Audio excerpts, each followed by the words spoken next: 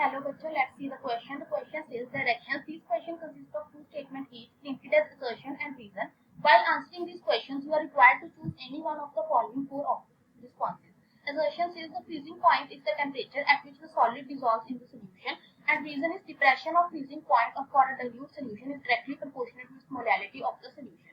A statement is both assertion and reason are true, and the reason is the correct explanation of assertion. B statement is both assertion and reason are true, but reason is not a correct explanation of assertion. C is assertion is true but reason is false, and D is assertion is false but reason is true. So यहाँ पे हमारे पास क्या है, freezing point और जो depression and freezing point है उसके related हमें दो स्टेटमेंट्स दे रखी है. हमें बताना है कि इनमें से कौन सी स्टेटमेंट करेक्ट है और कौन सी इनकरेक्ट है. सबसे पहले हम इस क्वेश्चन को करने के लिए की कंसेप्ट देख लेते हैं.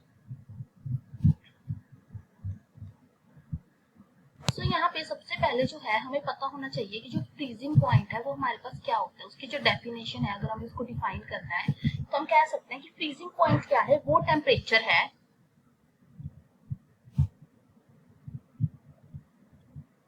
जहां पे जो सॉलिड है वो क्या कर जाता है, हमारे पास क्रिस्टलाइज कर जाता है. क्रिस्टलाइज